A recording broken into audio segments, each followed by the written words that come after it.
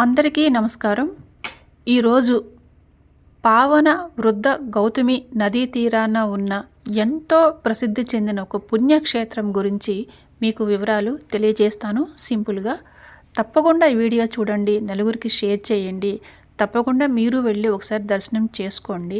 స్వామివారి ఆశీస్సులు పొందుతారని ఆశిస్తున్నాను. కవి సార్వభౌముడైన శ్రీనాథ మహాకవి తన భీమఖండం పురాణంలో శ్రీ గోదావరి దగ్గర ఉన్న కుండలేశ్వరం గురించి ప్రస్తావించారు.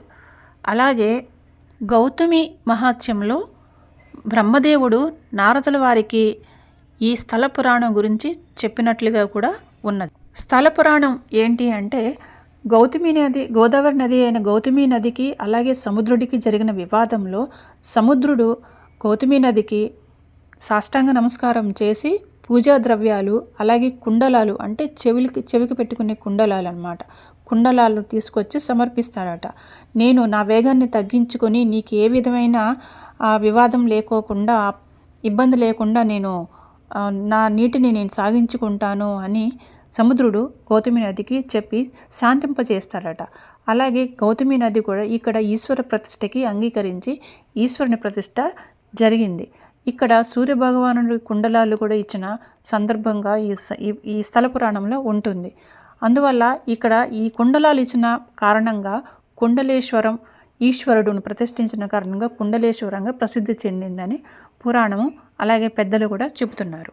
మనం అమలాపురం నుండి బస్సుకి వచ్చి మురుమళ్ళలో దిగి, మురుమళ్ళ నుంచి ఆటో ఉంటుందండి.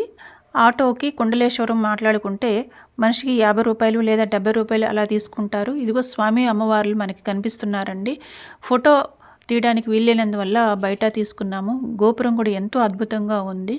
మనం ఆటోలో బయలుదేరుతుంటే మెయిన్ రోడ్లో నుంచి ఆ పక్కన ఈ పక్కన కొబ్బరి చెట్లు, పచ్చని వాతావరణం, పక్కన గోదావరి నది ఎంతో ఆహ్లాదకరంగా ఉంటుంది. గుడి దగ్గర స్వామివారి విగ్రహం, శివయ్య విగ్రహం కూడా ప్రతిష్ఠించి ఉన్నారు. చాలా అద్భుతంగా ఉంది. మనం గోదావరి నది అక్కడ దిగి కాళ్ళు కడుక్కోవడానికి, తల మీద నీళ్లు చల్లుకోవడానికి ఆటో వాళ్ళు ఆపుతారండి. వెళ్ళి తల మీద నీళ్ళు కూడా చల్లుకొని అక్కడ చెట్టు దగ్గర, రావి చెట్టు దగ్గర నాగేంద్ర విగ్రహాలకి పూజ చేస్తున్నారు.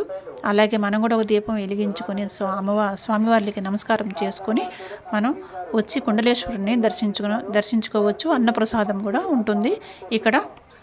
కాశీకి వెళ్ళలేని వారు ఇక్కడ దర్శనం చేసుకుంటే అంతే పుణ్యం వస్తుందని చెప్తున్నారు. మనందరికీ గురువు గారైన శ్రీ చాగంటి కోటేశ్వరరావు గారు కూడా ఈ క్షేత్రం గురించి ఎంతో అద్భుతంగా చెప్పారు. తప్పకుండా వెళ్ళి దర్శించండి. మరింత స్వామివారి ఆశీస్సులు అందుకోండి.